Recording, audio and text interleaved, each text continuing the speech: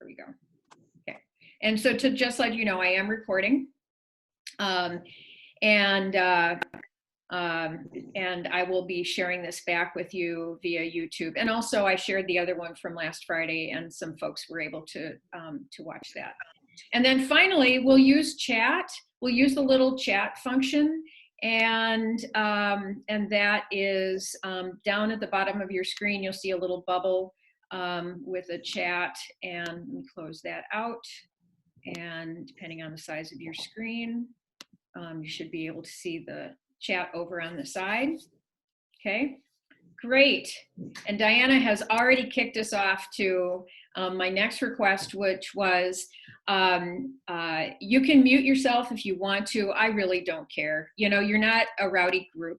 Now, if you're, anyway, so, but what I would like to know is who's here. And so if you would share over in the chat your name, where you're from, and if you'd like to, I'll ask at the end anyway for an email address, because I'm kind of collecting a little spreadsheet of who's interested in the conversation.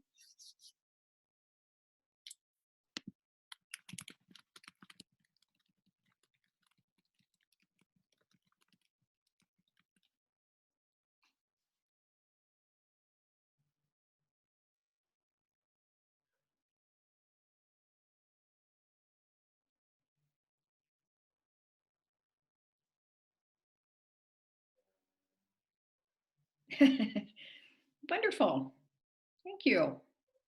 So let's just open this up.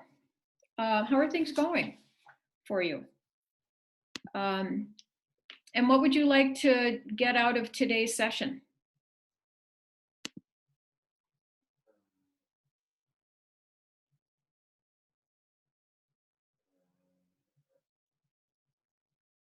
I'm curious what other schools are doing for their distance learning, I guess.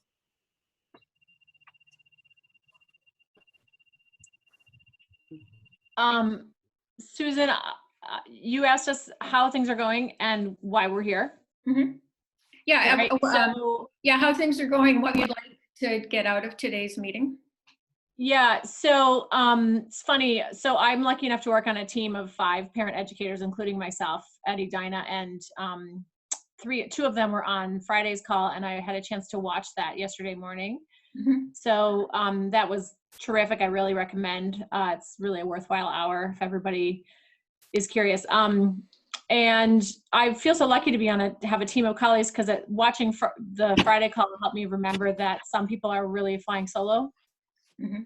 with this in their districts, and that how lucky I am to have colleagues. And we are now just mentally starting to shift out of kind of heads down crisis mode and just get done what needs doing, to thinking ahead to the fall and starting to really think about what is likely to happen. Mm-hmm. And so I love the timing of this gathering, because I think we're finally, maybe for the first time, ready to think about, okay, if we could be more planful, if we could take what we've learned this spring and repackage it or modify, could we lobby our district? Our district has got us using Google Meet and Schoology, because those are the district supported tools, mm-hmm. plus email, tons of email. If we, for adult ed, and the reasons they're insisting on those tools is because they're, for people under 18, those are their choices, their preferred choices. But of course we're adult ed, so we have different considerations. So could we lobby the school to use different tools? So I love this opportunity to learn about different tools and approaches that people have taken. And I do really want to come back to the Facebook thing, because what I heard on Friday morning about Facebook Live, somebody had 150 people watching her on Facebook Live. 1,500. 1,500. So she was feeling like really delighted by that, and I was like delighted. I mean, that's like a following. That was a huge number in my view. So really excited about learning more about that possibility. Okay, good. So other tools. Thanks, Sarah. Others of you, and I have to say that to see a few of you back from last Friday is marvelous. So please join in the conversation and kind of keep us going based on what you heard Friday. Nikki, Greta, others. Others of you, how is it going for you, and what would you like to see either get out of this group today or just generally from a community of professionals on I can this? share why I came back today. I feel like there was a lot said on Friday that was really valuable. Parent and family educators are sharing what is happening now, and to I think reiterate what Sarah said, to be more planful for the fall. I will join the opportunity to come together again next week or the next week, because I really want to learn about how we can move forward for fall in a productive way, and especially if we're going to be trying to form groups, new groups, and try to form relationships as opposed to maintain them. So I'm really curious just how things are going, and to listen to what everyone has to say. Great. Thanks, Nikki. I'm one of those lone wolves and also in a small district. So I'm kind of looking to see what everyone's doing to try to get some support alone. My coordinator and I are too overwhelmed to even think towards fall right now. So just trying to see what everyone's doing, what might work for our situation too. Yeah.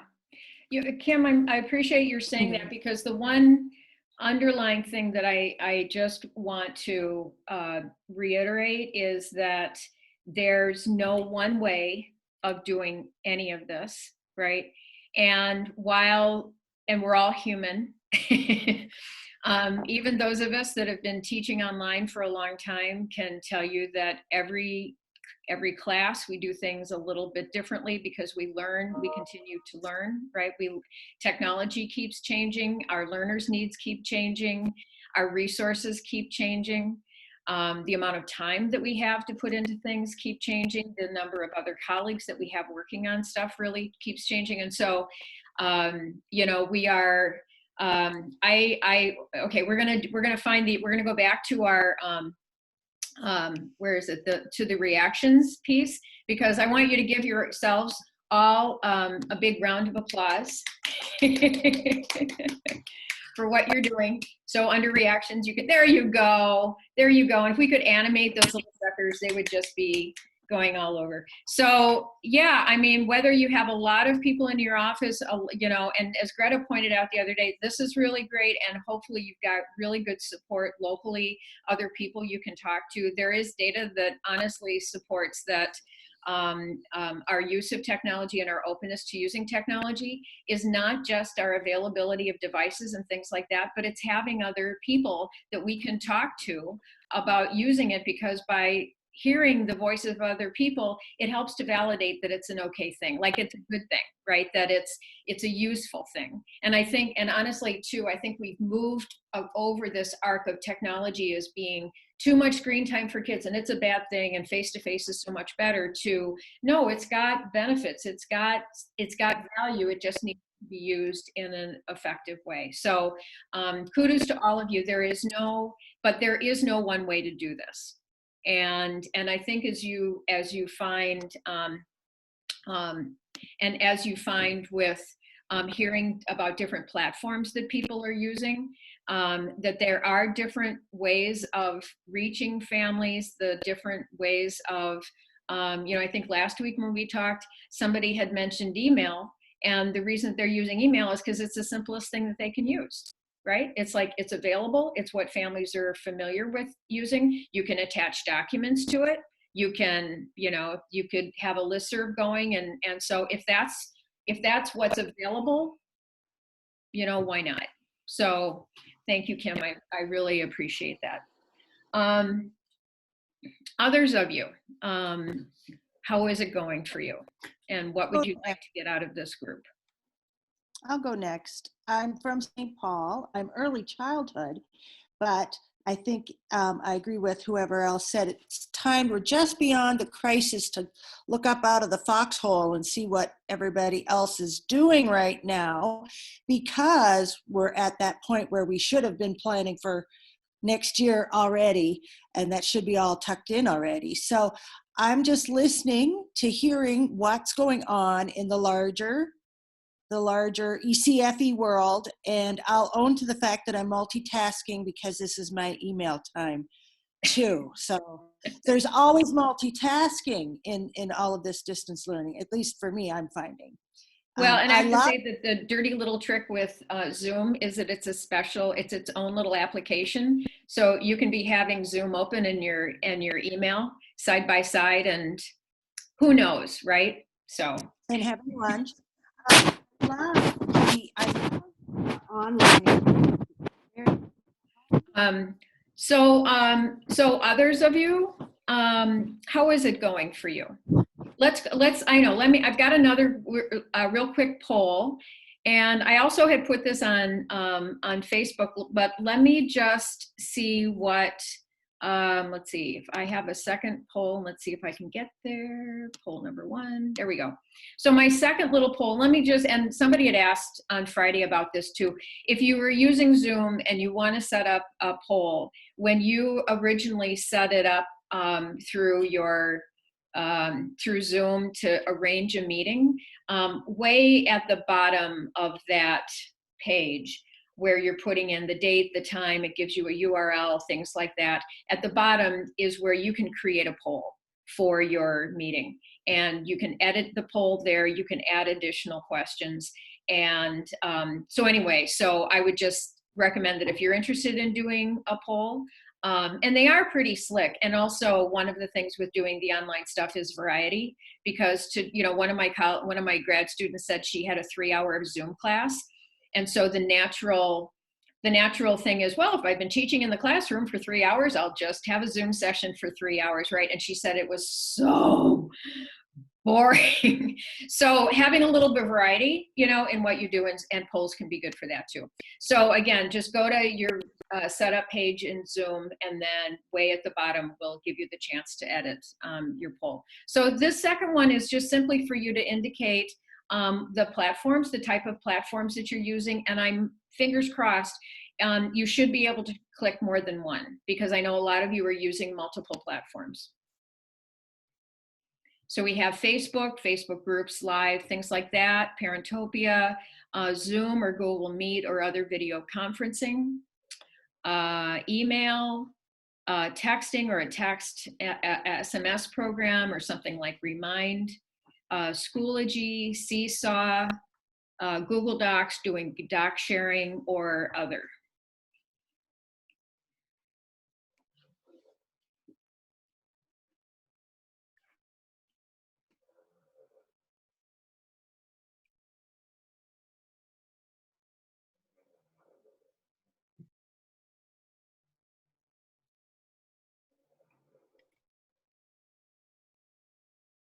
Okay, I'll close this in about 20 seconds here. Okay, so here's the results. So a lot of you are using video conferencing. What's next? And email, okay? Do these results surprise you in any way? Or would this be about what you would expect? So Laura, I'm gonna pick on you because I can see your face nodding and shaking. So why not? Well, thank you. It's nice to see you. Nice to see everybody. I'm not surprised. I think Zoom is where everybody is living right now, and fortunately, it's pretty user friendly. In Grand Forks here, our district is using Zoom for teachers to connect with students, so parents are pretty familiar with it. So for those of you who don't know, I am working in North Dakota, and we don't have ECFE in North Dakota. We have parent education classes through NDSU Extension, and so I am based in Grand Forks County, and typically serving just this region, but what's happened now is that since we've gone online, we are serving basically the whole state. And so our opportunities for parent education have just multiplied tremendously. We have had such a great response to our classes online that it's really exciting. And we're a very rural state, and so we're actually able to provide classes, and people are able to attend who may never have been able to before just because of their location. And so it's been great. I have to say that, I have really enjoyed Zoom has been easy to use and easy for people to access. And so, but I know the ECFE programs would have an additional, element of not being able to have the parent-child time and, moving into a parent group. And so, yeah, I'm doing the Nurtured Heart approach right now, a couple sessions of it, Circle of Security. We have active parenting curriculums that we do. We also have some support groups that we're meeting. I was working with a juvenile drug court group and a group from a abuse treatment center, and we're just meeting as a group online weekly like we always were. So it's going well. Nice to see everybody. So others of you that are using Zoom or video conferencing, what's going well with that? I'll talk about what we do.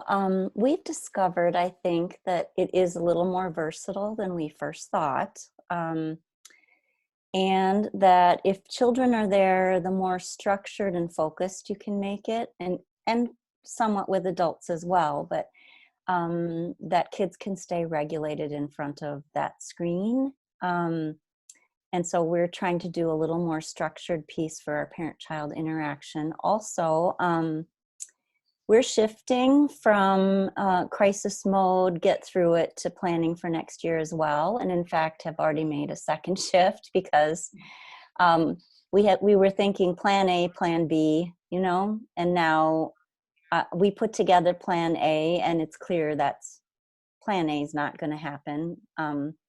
Our superintendent came to our management meeting yesterday and pretty much said school is probably not going to be everybody rushing through the doors, 600 kids in an elementary school.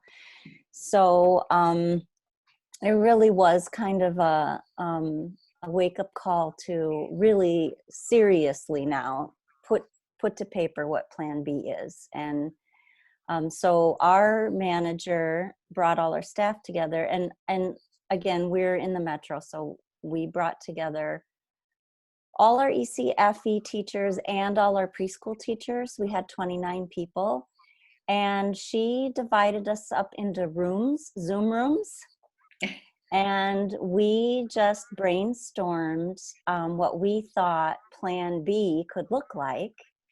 And then one of our teachers on special assignment sorted them by category, all the ideas. And so we could look at a document and see what everyone's ideas were. And that really brought people a little lift, like we could plan something, and we can be positive about this, and we can have some control here. And so, and we got a lot of good ideas. So I would, no matter how many people there are, just, let your brains go and be creative. And one of the things that I would like from this group is, what are the commonalities that we might like to see across programming?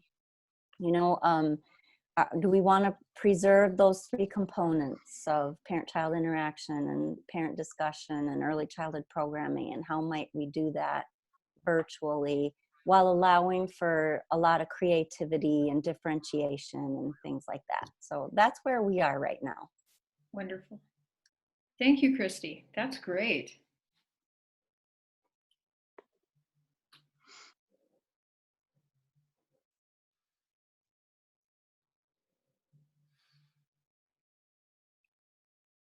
Christy, I think that you're really lucky to have that kind of leadership that guided the brainstorming session yesterday. We heard from our coordinator yesterday that it's, same message, basically. It's not going to be the way it was, and we might be going with this, it's all speculation, but like up to maximum of 10 people bodies in a classroom at any given time next year, which doesn't make parent-child interaction seem likely, because that would be 4 families.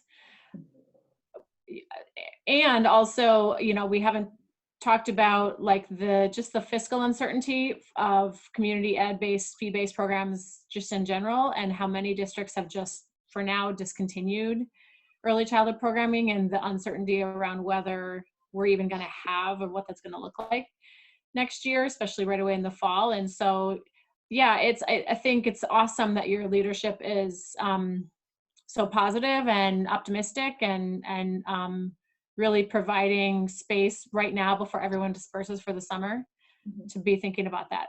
That's remarkable. Yeah.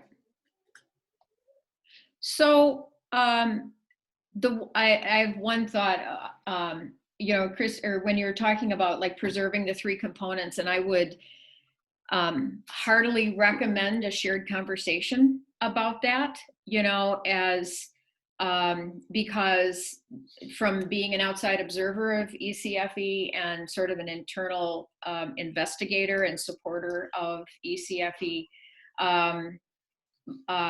we are at a time, quite honestly, that if Plan B, as your school districts are starting to observe, happens, to put it gently, all hell could break loose, right?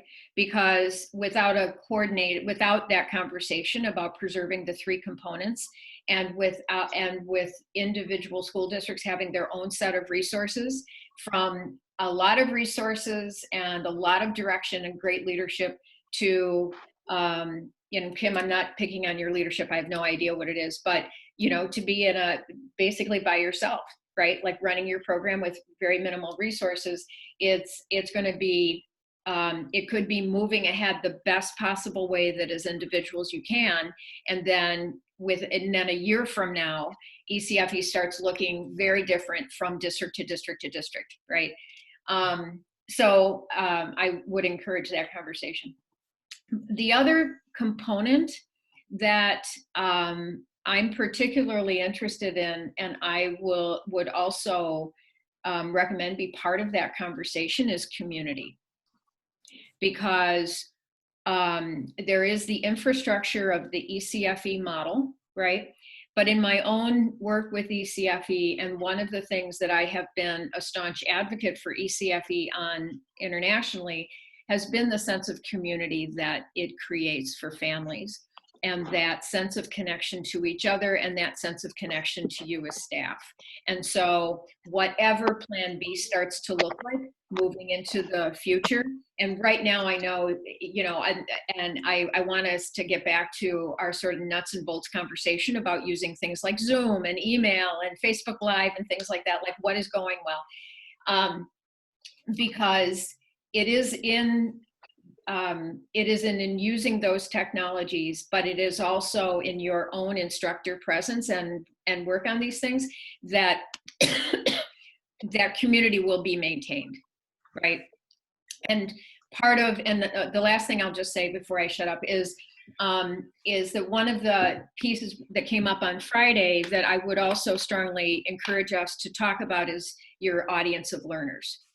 Because we are, even though we see, you know, we all have phones and we see these numbers of people with internet access, it's not as good as we imagine. And there are people who struggle with internet access. And even if they have internet access, they may be sharing that with a lot of other people, you know, sharing devices. So they have less time on devices. It could be that the 15 or 16-year-old in the house is super tech savvy, but if it's a parent who speaks a different language, has an ability issue, has an access issue, you know, they're going to float away. And so all of your really good efforts to be inclusive and engaging in your face-to-face settings, unless there's also an attention to their ability to access technology and use technology, they could be the families that we lose. So I'm just throwing out some big ideas, you know, for conversation. Yeah, our county is one of the counties that has a large disparity in access to internet. Okay. I mean, there's a large spot of ours. There was a map that the state sent out, and a large portion of my county, which is Carleton County, was in the red. So I also, because I'm in a small district, I'm not a full-time PE, I also teach school readiness. So I've lost access to the majority of my students because of that disparity, adult and school readiness. So yeah, it kind of puts you in a place of real uncertainty, knowing the source of funding for the programs, unsure what the enrollment's going to look like, participation, and then, you know, new administration in the fall for our district. and what their support level is going to be. It's difficult. So, and also not having the support. So if anybody has resources they're willing to share as a group about how you're doing it or what it looks like for those of us who are trying to figure it all out from scratch on our own, it'd be really helpful.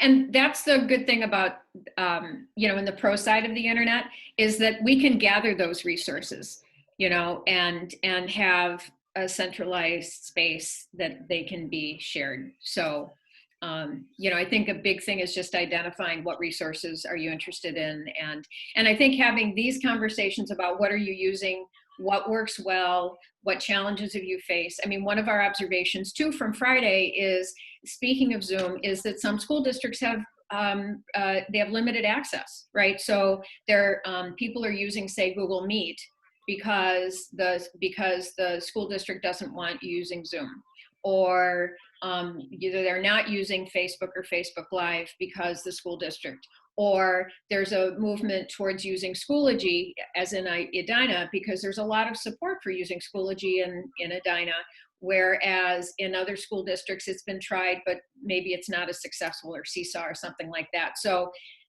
that sort of use of devices as well is kind of, it depends, right? So. And I guess, in what ways are other districts supporting the 3 components?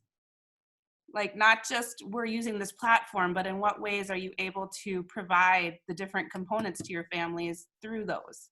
Good.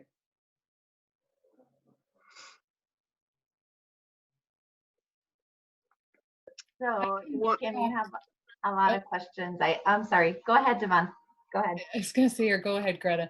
But as we wrapped up and we used Zoom and then we used Seesaw, some of those components then took place as an activity on Seesaw, and then the family could send back the video or the picture. So it wasn't really occurring during the Zoom ECFE class. It was kind of like a homework activity.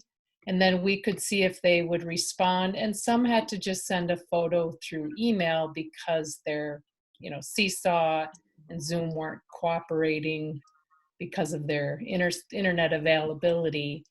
But again, then I always kind of wonder, like, how many times do you send the link or send an email? We haven't seen you for 2 weeks. You didn't post anything on Seesaw.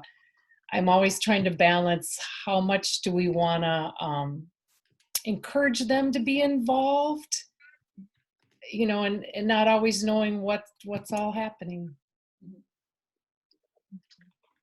I'm assuming other people have done this, but when I've used Google Meet, because I have mainly toddlers in my classes, I basically do a 10 or 15 minute or so group time, and do as many things as I can that I'm hoping parents might try. And some might not, and trying to do parent education that way. I'm from the Monticello district, and we see a lot of our parents really wanting to be in class to get out of their house and stop talking like just to babies and toddler talk, and just to get out of the house and have their children with other people. That's the big draw. Monticello isn't really in depth with high need families per se, due to staffing issues and funding issues. But the mainstay of the parent-child classes is, I'm seeing the parents really want to be there to get out of the house and be with others. So we're doing Zoom and having about 4 or 5 families connect with that. Not a lot out of all of the families we have. And then my Google Meet, I record it and they watch it when they want to. And again, it's about the same number of families doing that. I'm not sure how much I can do to encourage them to watch it. but they can certainly turn it off and turn it on as they see fit. I wish more of them would try it. I do finger play songs, and then because of the limited audio with Google Meet, I have to turn off my internal mic and turn on stereo. Then they can't hear me, but I kind of make actions with a song that I'm hoping they're all using and liking. I'm currently doing the freeze, which is action-based.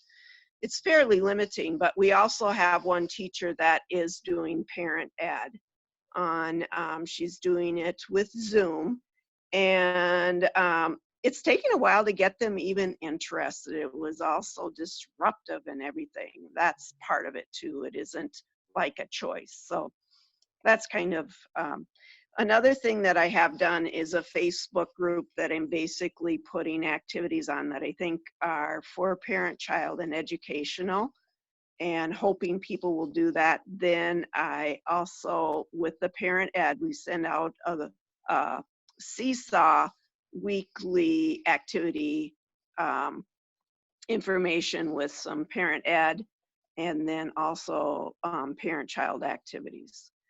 So when parents only come to ECFE because they like messy play or they don't want to do painting at home, it's limiting. You use a lot of cornstarch and baking soda to make it a little bit more exciting, but it's really hoping they'll pick up on things and do some of them, and or their children might beg to do it. So it's been such a disruption to have this kabam right in the middle of the semester. We're all kind of hoping people will connect, but knowing that realistically there isn't time to build it so much. But like the other coordinators talking about planning in advance for next fall, and parents knowing what summer will be like, it's like we've got to start over building and hoping we can attract. I think the main thing is to attract with the social time, the support for parenting, and then learning time for their kids that is blended in with that. Does that make sense for people? It's really so disruptive and really a big change. Mm-hmm. So Devonna, are you talking about a potentially new model? If we can't start up again in the fall, I'm not really hopeful. My husband doesn't want me to be out and about without a mask on and without sterilizing when I come home.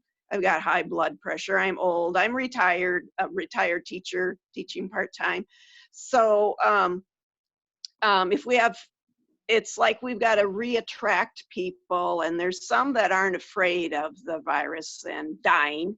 But with parents that are going to be more cautious, we've got to look at another way to attract them and to draw them in. And that's going to, I'm thinking it's going to take a while.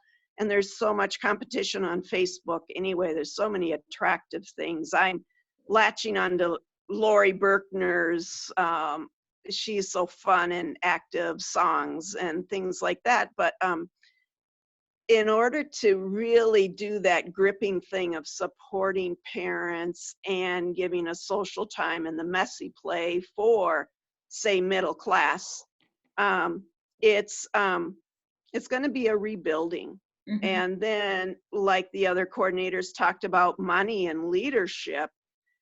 Sometimes I feel like we're hanging on with our toenails. If we have a good supportive superintendent that sees ECFE as more than a feeder program, mm-hmm. Which we do have in Monticello. They've been very, very supportive. The community ed directors right there and supporting it too. So, but that funding, it's going to be a reality if our funding gets zapped. So all of that is kind of to be found out. And we're all kind of like, what's going to happen? So that's some of it too. So we've got to rebuild. Now with high need families, that's a whole nother ball game to draw them in and to meet their needs and to help them, because some of them just need that support and the lack of, to break up isolation, to help them, and then to do it in a supportive way, that they even get out of bed and or turn on whatever device, assuming they have the access. So that's a whole new ballgame too. Yeah, this idea of access is something, again, I think is a major conversation because, so this experience that you all have had this semester, and this is apart from if you've already been teaching classes online, is from the face-to-face to the online experience, right? And figuring out the mechanics of it, but then also seeing who continues, right? And we have this benefit of social capital that was developed from our face-to-face experience with families. Yeah. They already have a sense of who we are. They, already have a sense of connection to each other. So there is kind of that motivation and desire, barring the fact that they're coming to ECFE to get dirty and play with mud or whatever, but things that they can get from a continued connection. Whereas in the fall, if you're trying to make new connections with families and to bring back some existing families that maybe over the summer, as things have gotten crazier or more stressful or whatever. And so I do think that that's going to be a very key conversation, is about from the old the traditional ideas of having open houses for a couple weeks and bringing families in and engaging them in what the ECFE thing is, and depending on the word of mouth experience, because word of mouth has been pretty much about the face-to-face, right? It hasn't been that much about the online. And so another really valuable conversation is going to be about that engagement, but also, again, as Kim and I were talking about, just about access.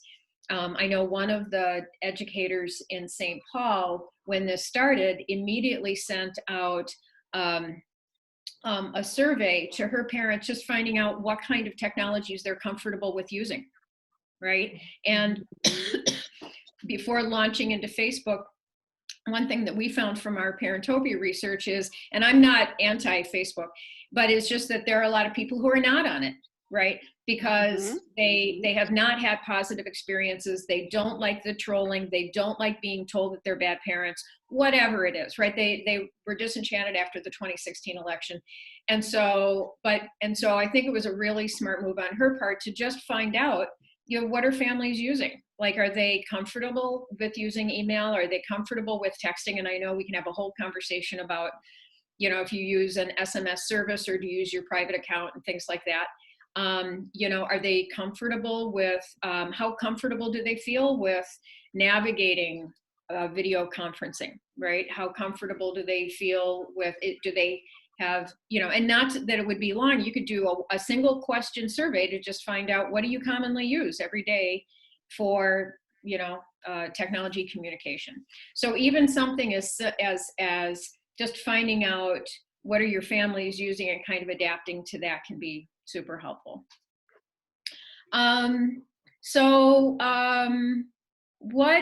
Let's talk just briefly about, for what your experience is right now, what else seems to be going really well for you?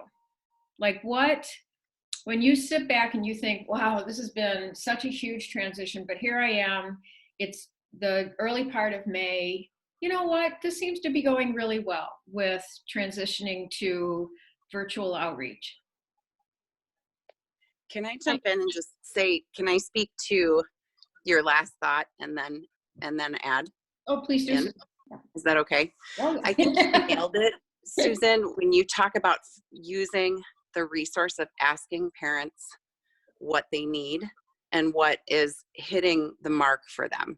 So we do have this beautiful benefit now of having 8 weeks or so, 6 to 8 weeks under our belts, where we have shown, where we've risen and we've shown that we can move a format, an in-person format, to a technology format, with glitches, no doubt, but we've been, like you said, there's just been some really creative, cool things that have happened.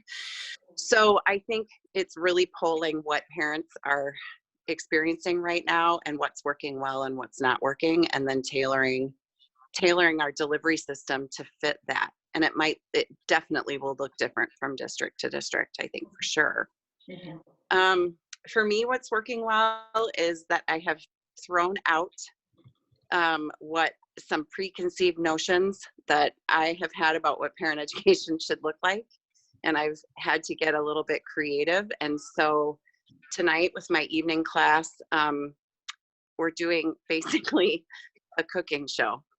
I can't even believe I'm saying it, but nutrition is our topic. It was something parents had asked for. And so, but because it's online and it's live, we have to be so much more creative about how we deliver it, because they don't want to sit and listen to me for a half hour in person, just talk about something. And so I am choosing to do 3 kid-friendly, healthy recipes. I'm gonna enlist the help of my teenager, and I'm gonna demonstrate putting them together in my kitchen. And then I'm gonna intersperse, some of Ellen Satter's information around division of responsibility with feeding and eating.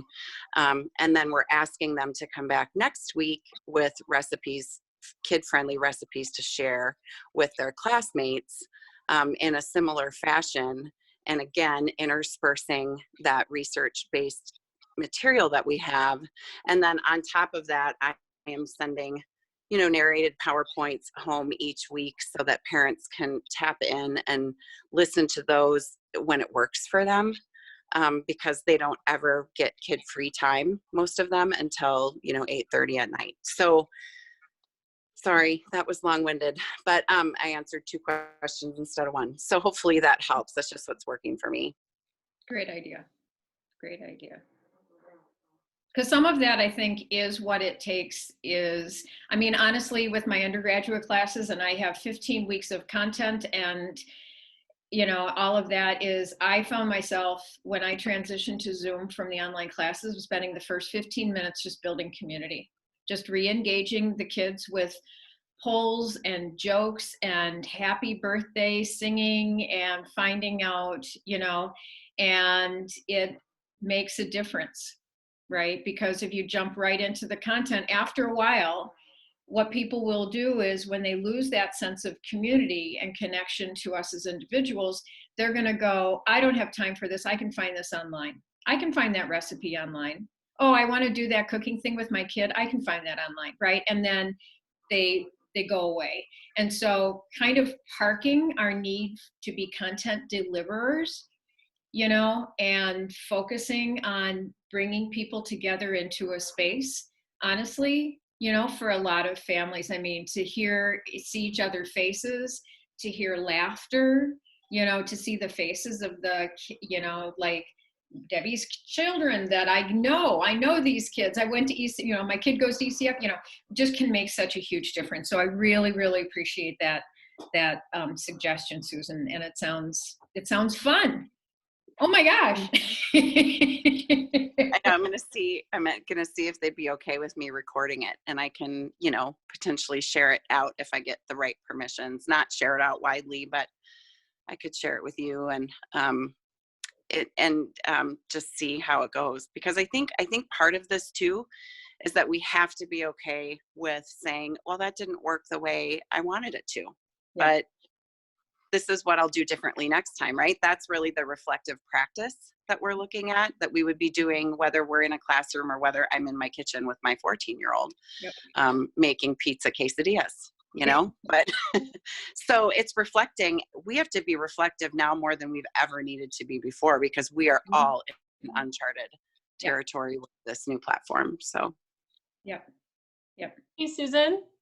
Susan Summers, sorry. I love what you describe, and I'm curious, have you changed the time of your synchronous, like of your Zoom, your class time? Well, that was one of the things that we polled our families on right away in that first week of distance preparation was, what time works for you, and would you like to move it to a morning? instead of evening. And overwhelmingly, they said, nope, we still want evening. We have a lot of 2-parent families that are coming together. And so, and, you know, dual income families that are working during the day and thankfully still working, right? And so we gave them, the class is 5:30 to 7:30. And so we gave them 3 options, 5:30, nope, 5 to 6, maybe 5:30 to 6:30. I don't know. We gave them like 3 1-hour chunks that they could choose from. And so they all, you know, sort of unanimously voted for 5:30 to 6:30. And so that's what we're doing. But I've also been hosting or offering a parent only discussion at 9 o'clock at night because we have a mama that is an ER nurse. And so I just sort of felt like I knew that she would need a space where, you know, she doesn't want to make her kids fearful. And so we've been offering that as well. Each week, maybe one is showing up, but I still feel like that's a connection that they're needing to make. So we continue to do that. And so, yes, we do the parent-child or the circle time first. And Marilyn, my colleague, reads a storybook. And then we have started doing, we asked them to go on a hunt in their house for something that they use during circle time. And we're really giving them like a parent-child interactive activity. So go look for something in your home, or here's a project we want you to spend a few minutes working on together, because then that's giving them that time. And then we go into like a parent discussion after. And sometimes it goes well, and sometimes it's a hot mess. Not gonna lie. I mean, like, we, you know, it's, and I saw one little child crawling up a ladder in the background in her living room. This little toddler. It was like it's a comedy of errors, but it's what we're doing right now. And I think we're showing our families, all of us collectively in Minnesota, are showing our families that we value parent education and family education, and we value them, and that we're going to be flexible, and we're not always going to do, it's not always going to look like a beautiful finished product, but we're going to keep trying, right? I mean, like, we're going to keep trying. So that's what they have selected. And what I'm finding is that our families that came later to the class when we were still in person are less likely to show up online. And to me, I would just deduce that means that we're still doing very heavily relationship-based work. Mm-hmm. Mm-hmm. And an observation that was made on Friday as well is, maybe Greta, you made this one, was about the parents' investment, like financial investment. Was it the parent? You were the one that mentioned that? Mm-hmm. It was. Yeah, I did some data mining, and it turns out that just for my parent times on Zoom only, I had 20% of the people participated if they were less than 20% or free, and 25% if they were in the around 50%, and 100% of those who paid 80% of the fee or to 100% of the fee. And I thought that, I don't know what questions to ask of that, exactly what it means, but it said something to me, and it makes me a little concerned, and it makes me ask more questions. So, yeah. Good. It's a wonder in my head as far as, yeah, is it because of chaos in the house and they're just not committed, or is there something else going on? I don't know. It's just, well, there is a psychology about, you know, that if you give away something for free, right, that people don't have much of an investment, but if you ask them even for $1, right, then they do. So it could also be an SES difference that, you know, sort of follows the money differences. Yeah. So two questions that I have for you. One is, if as a result of the last session, I created an Excel spreadsheet, with very small one, but with contact information, like who was there, and then emails and districts. And so before you leave, if you'd like to be included in that, because it's just going to be, it's an open doc that is shared, please include your email address over in the chat window along with your name. The second question is we have a few minutes left is as we go forward, what I'd like to do is, I mean, if you'd like to meet again, we can meet. I'm good. So we are going to meet Friday. So the Friday, and I don't want to segregate into groups, but there was a group of folks who could meet Friday afternoons, and then this group seemed to be able to meet on Wednesdays. If we want to continue having two weekly meetings, that's pretty cool with me. Otherwise, I just hate surveys all the time. And those of you who do research with me, like you're going, oh no. So, you know, rather than trying to find one time that works for everyone, we'll just do this a couple times a week. And then, but going forward, so that our time is well spent for your needs, if you would share over in the chat, what would you like this group to talk about for an hour? Now, one thing that has come out really clear is to talk about fall planning, right? And the other sort of common theme that came out from the Friday group, and we're going to do this in this coming Friday's conversation, is about accessing parents. And when you have Zoom sessions or video conferencing sessions, how do you make them engaging and interesting and things like that? And so it's either outreach to families or making your sort of weekly sessions engaging. And then the following week, we're going to talk about planning. So, so if you would share over in the right-hand bar or then the chat window, the 1, 2, 3 topics that you would really most like us to focus on, then if we get, I mean, show of hands, how many of you would want to come back next Wednesday and talk again? You can do the physical thing or the like the thumbs up. So I'm perfectly cool with doing that. So let me know, what topics do you want to talk about?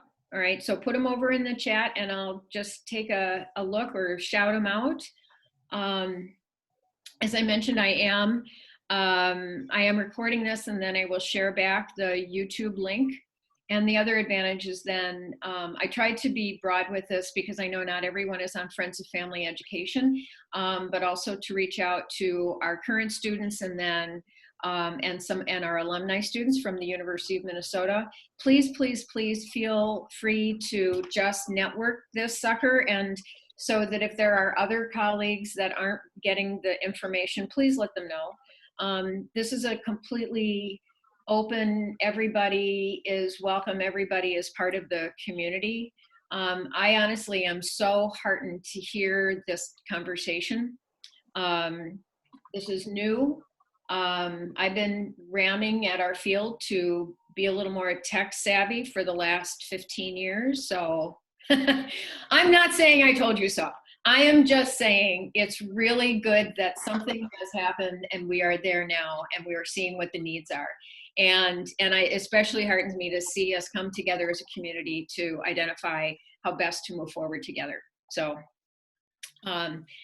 so thank you, everyone. Any final words as we close down here at 1 o'clock? I couldn't agree more. We're getting baptized by fire.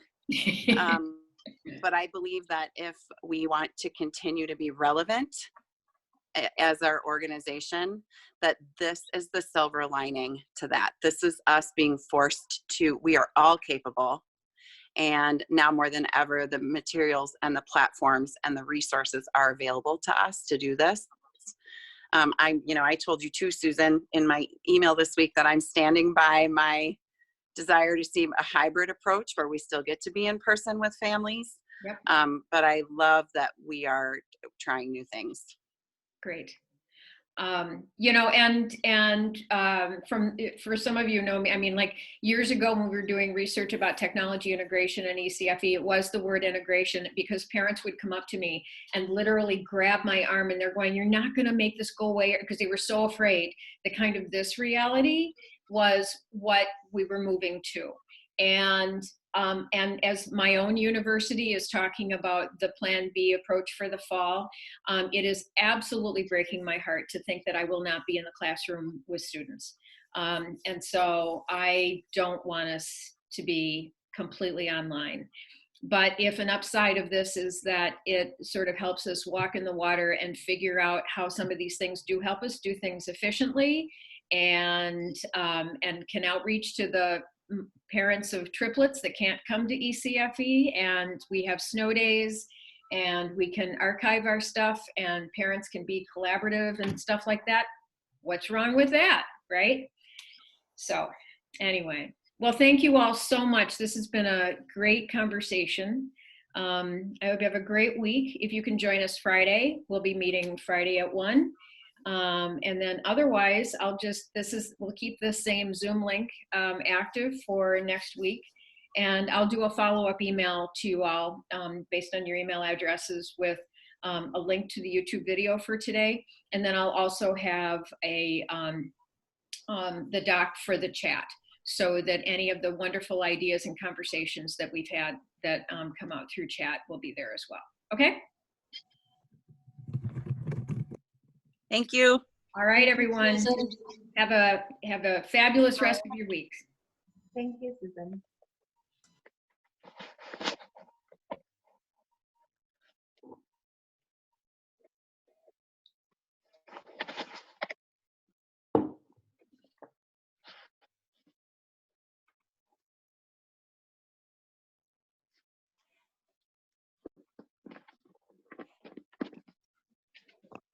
Hey, Susan. Hey, Sarah. How are you? Since Susan Summers is gone, so I guess it's me this time. Right, it's you. I was hoping to just, I see some other folks have hung on to, I'm sure you have questions, so I don't want to take too much time, but I wanted to learn more about Parentopia in terms of the possibility of, so I've been approached to do some parent ed for a community of friends and people I know on the West Coast. Mm-hmm. And so I won't be bound by my district's tools because it will be a side thing. Mm-hmm. And so I'm thinking about taking what I've learned from this spring experience and applying it there. And I think I know I want to use Zoom for the synchronous piece, but I'm puzzling through the best way to support parents asynchronously with the opportunity to continue conversations, you know, in the middle of the night or whenever they have time, and privacy to do so by typing them, you know. So Schoology provides that, but it's really, it's kind of like a dinosaur tool. Like, I don't know if it's a dinosaur. It's just, there are a lot of barriers to parents to feel comfortable with Schoology. It feels like an IBM as opposed to a Mac. Do you know what I mean? Like the user friendliness is the best way I can think of describing it, and that dates me but you know what I mean. Yeah. So I'm curious about Parentopia. I don't know I don't know how you license that. Like, is that only for the purposes of ECFE in Minnesota? I don't really know much about the tool to know whether it would be a fit for what I'm thinking about. And I realized that there are resources available to me to self-educate about Parentopia out there, because I found your manual and, you know, some other things that you've posted, but I haven't read it yet. So I'll stop talking now and see how you respond. You've created an account, right? Like you've gone to the demo site? I don't think so, not recently. Okay, so I would say that's probably your best bet, would be to, you know, it don't cost you nothing, right? So I mean, just make an account and then go onto the demo site, because then you'll be able to see what it looks like, right? And when we designed it, we simplified it to provide the basic features to complement ECFE. And so it was never designed as an online tool to replace ECFE. Okay. And so, but a lot of school districts are using it. In fact, I think we're in like 18 sites now during this thing, and we've bumped up probably 10 more since we started, where it's where people are putting in their Zoom links, just like if you were sharing a Google Doc, right? You would put in the link to the doc. And so it's a centralized internet space that you can then use for synchronous tools, for file sharing tools, for external links to a school district, to whatever, right? And And the other, I think one of the nice features is so because it's a centralized thing and it's not Facebook, one of the things we've heard from parents that they like is that it duplicates that sense of going to ECFE, because they don't go to another site. They don't go to Facebook. They don't go to Seesaw or to something like that. Just like they would go to their ECFE class or to an ECFE building, they're going to the only place where they can access their ECFE thing.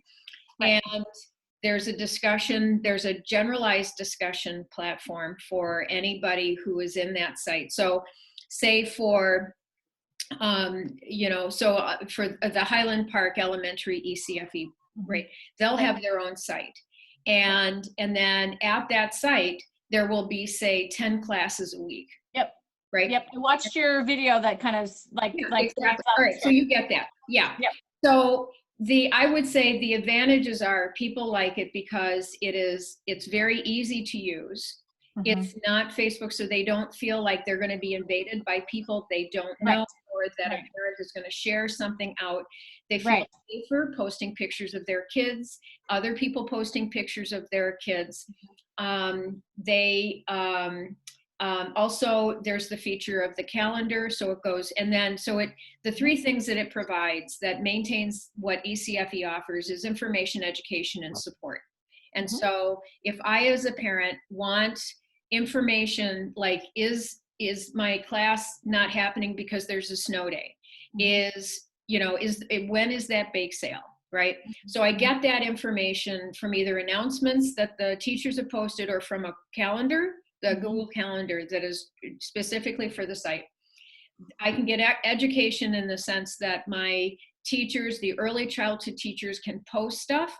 So they can post a YouTube video of whatever, socio-emotional development, or Simon Sinek's 15 minutes on millennials or whatever. And so whatever the educator wants to use as a delivery mechanism, from a Zoom link, a link, whatever. And then you can also have that back and forth discussion about that topic.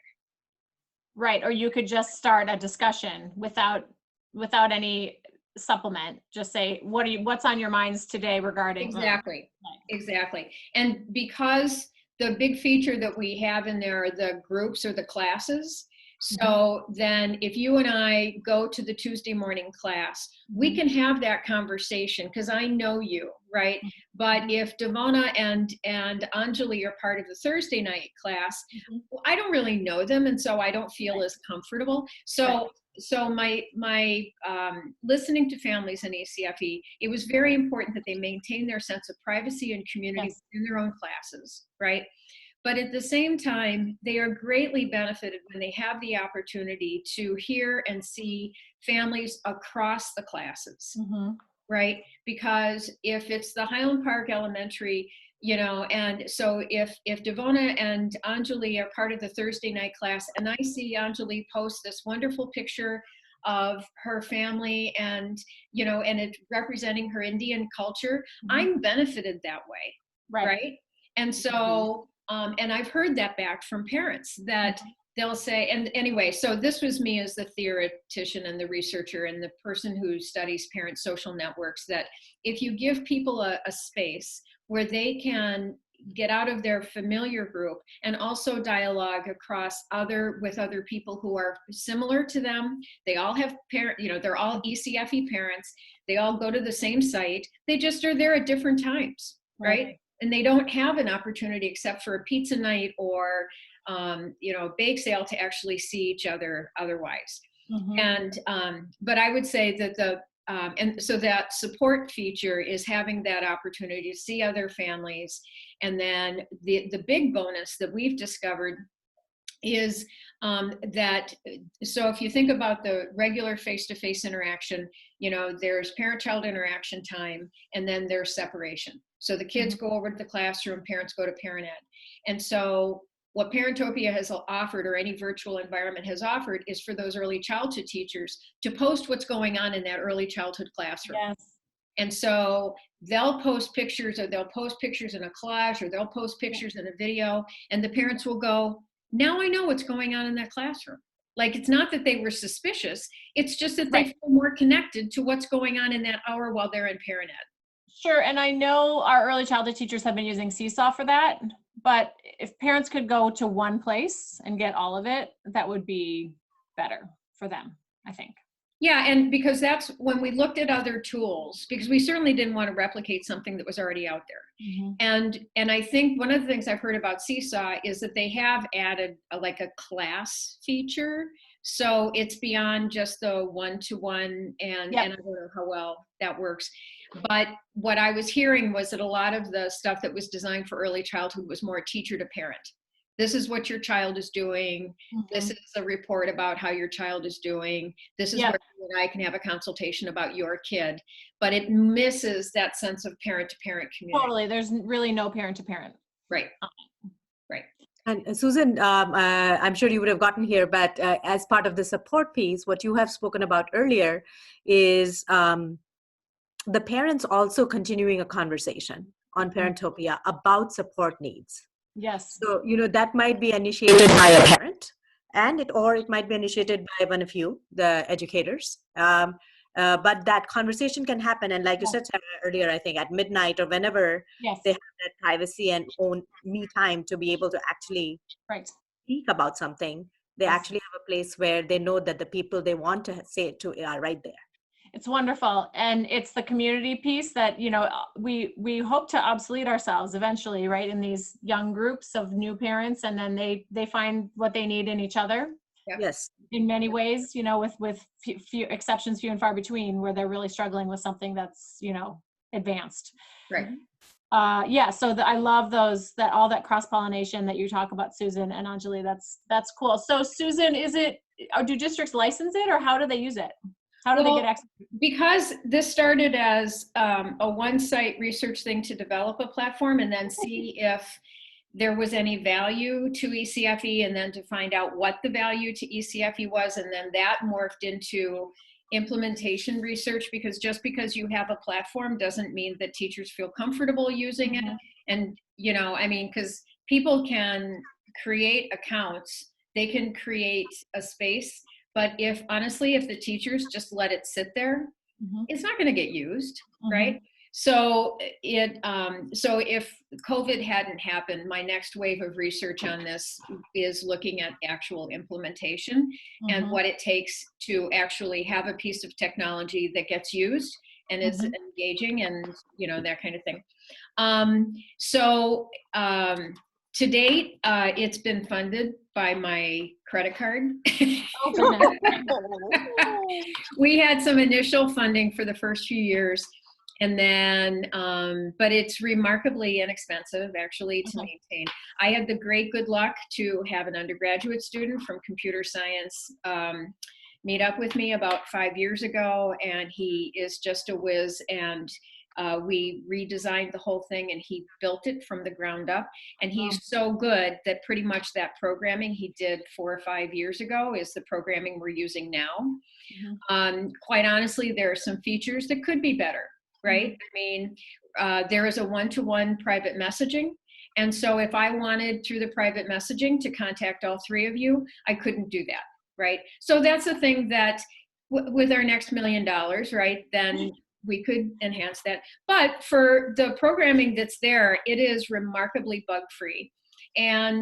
But there has been enough interest that, and supporting districts in terms of their own use, that starting in the fall, we are gonna have some kind of a fee-based model. But even with that, and so I'm gonna work this summer to set up like an external sales agreement, sort of like I did with the Devona, you were involved with the ECFE evaluation, that will be just based on, I'm guessing $10 a month, or, something relatively minimal. But what we're hoping to do is to bank enough money that we could hire, a programmer to keep it, So right now it's, I've been offering it to people as sort of like, this is your free 60-day trial, and also if it helps people get through, this transition to online, Mhm. why not? Right. And then we can provide some analytics and also we've been pretty hands off in terms of tech support. I mean, in terms of here's the manual, right? Right. And so coming into the fall, I would say, you know, I mean, you can check back in. We can see how Right. it's going. I think by then we'll have a sense of what the cost might be. My guess is we'll also prorate it based on the size Sure. of, because if it's a massive school district, say like St. Paul, right, that's going to be much, the cost to run this thing is just some server space, but also, you know, like through Amazon Web Services, the more it gets used, the more there's a demand. So if you're Kim and you're out in a little rural school district, Right. and you've got 10 families, Yeah. you know, that's like nothing. But so I think the actual cost Cool. is going to depend, but it will be nominal. We'll put it that way. Oh, I'm super excited. I'm going to spend some time with it and really try to figure it out. And let's just stay in touch about it. Good. Excited. And Okay. Susan, I'm also particularly actually encouraged to hear why you are thinking about it, and with your people that you want to service being in California. Because one of the things that Susan and I have talked about is how could we use the learnings that we are getting right now, and you are actually directly trying to do that, Mhm. to see if we could expand access. In fact, that's one of the things that we wrote in our most recent IRB about this. So, so I think your experiment with this is actually going to be a very good learning vehicle. So, you know, Well, great. the We'll support see how it you goes. and learn from you about would what be- it might mean. So happy to continue to report back. And I'm hoping to start the week after the 4th of July. Okay. And so if we have this group kind of humming all summer, I'd be happy to chime in with how it's going. And I don't know what your plans are for this group, Susan, but long term, but it's a really nourishing community. Somebody in the chat was saying this is so much better than community as a practice from MDE, which I went to one of the 3 in fairness, but I have to agree, like that this is so much more like directly responsive to what's on our hearts and minds right now. So that, I really appreciate it. Good. Okay. Thank you. I'm going to sign off. I got a birthday girl here. So. Yep. Happy Yes. birthday to Yeah, the birthday happy girl. Hi, Devonna. Hi. It's I'm going to look at your Parentopia now, because one of my frustrations has been, because I basically have just recorded Google Meets for parents of toddlers, is to get music in, and can I stick in a video showing animals, anything to attract those kids and keep them from running off. And but the parents also want that, really have been coming to ECFE for social time. Yeah. So, you know, if they can't, then what do you do? And then my other thought is the messy play stuff. We could set something up where maybe the ECFE could sell some stuff, because some of the paint and stuff, it's irritating and whatever else to collect it all. But I was seeking free online training, because all of a sudden we were cut off from doing training and such. And I found this early childhood place that was doing a training about connecting with families. And they said, no matter if that toddler's in their crib with their blankie watching you and you're doing a song, make it about connecting with the kids and relationship. And that was with people replacing early childhood programs. So definitely this is really new exploration, depending on how long coronavirus will be going on. But then broadening out to California or whatever to attract parents who we don't see because they're working so much and they're exhausted. This is the mainstay, but again, you've got to attract them and make it worth their while. Yep. And so if you can attract them and make it something they can use and be supported with, the messy play, maybe their kids are in bed, but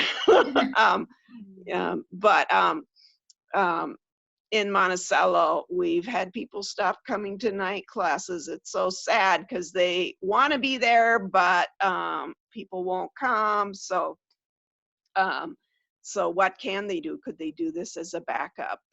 Because there's needs, so many needs out there. It's all a matter of them having the energy and the ability to put that time together to be getting their needs met.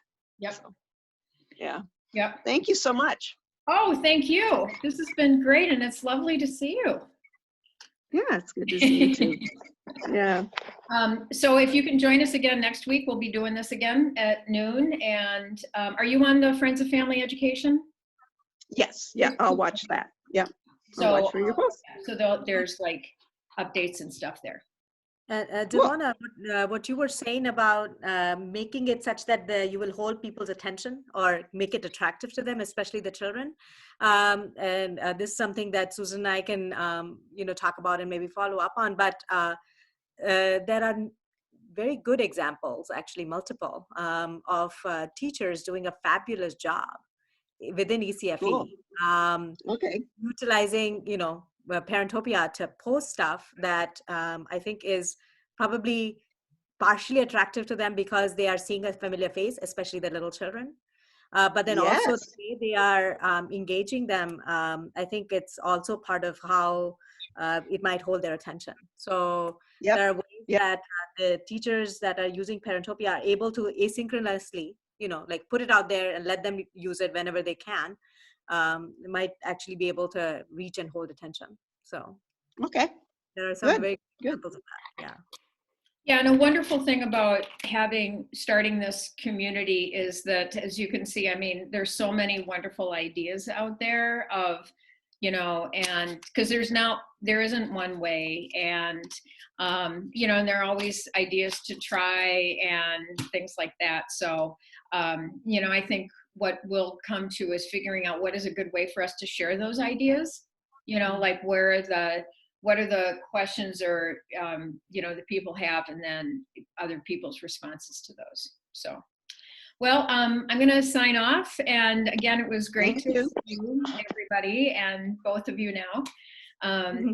So I hope we'll see you next week, Devona. Yep. Take care. Thank you. Bye-bye. Bye, Anjali. Bye-bye. Bye. Bye, Susan.